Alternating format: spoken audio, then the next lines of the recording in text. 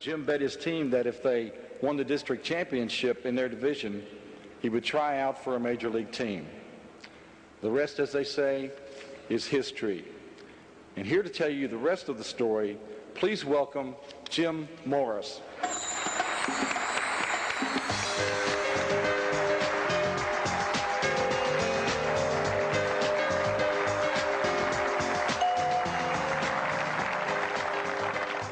How's everybody doing? I'm not keeping you guys for anything in Vegas, am I? Is it a good show? That's what I heard. I'm going to go out there on the floor in a little bit and look around, just so I can tell my father-in-law what I saw, because I have no idea what I'm looking at. Science and baseball were my way. You know, how many people have seen the movie? Pretty good amount. I like that. Okay, I officially like you guys. So you guys just saw the clip, and I know you're thinking one thing. How did they get somebody to act for me that looked so much like me?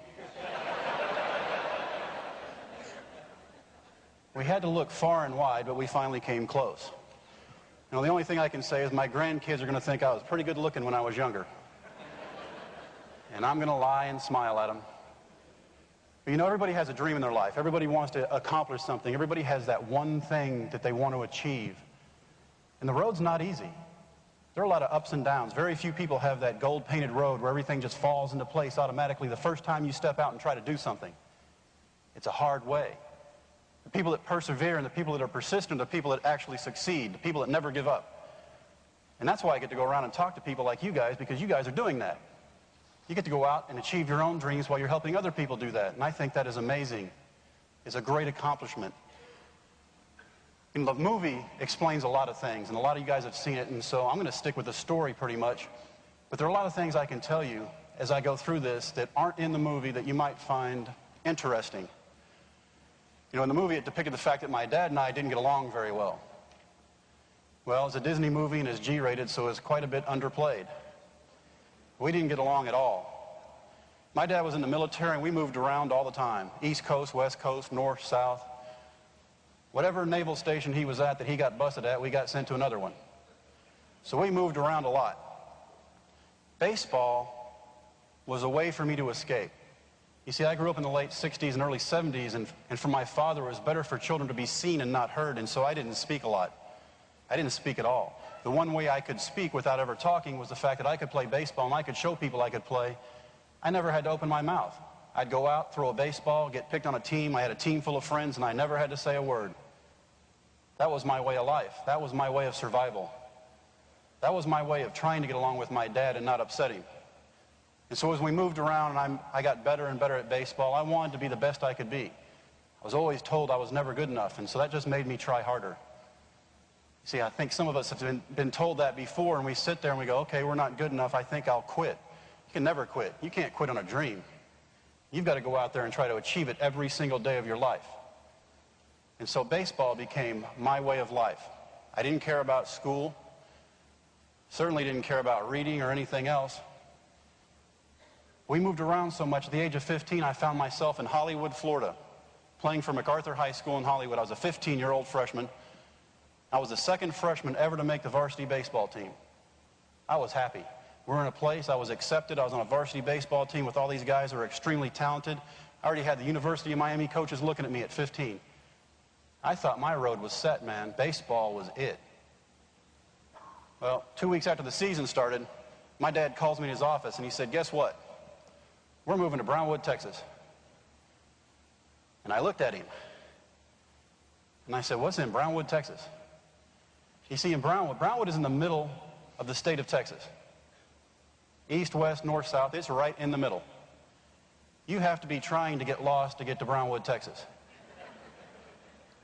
It's in a hole in the middle of the state. It gets up to about 9,000 degrees in the summertime. And there is no air because you're in a hole. I didn't want to go there. My grandparents were there. I loved them. They sent great gifts at Christmas time. So that was pretty cool. But I didn't want to go back. And he said, look, you're going to go back and you're going to play football for Gordon Wood, this legendary football coach. I played for him when I was in high school. Which should tell you right away that this coach was pretty old to begin with.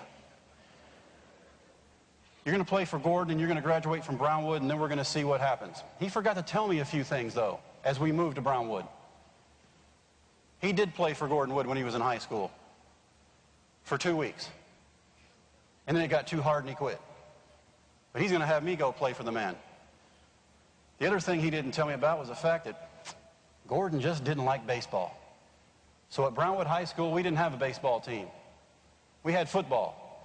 High school football in Texas is pretty big. It runs from about August 1st through about July 30th. If you can get any baseball games in between there, you're welcome to it.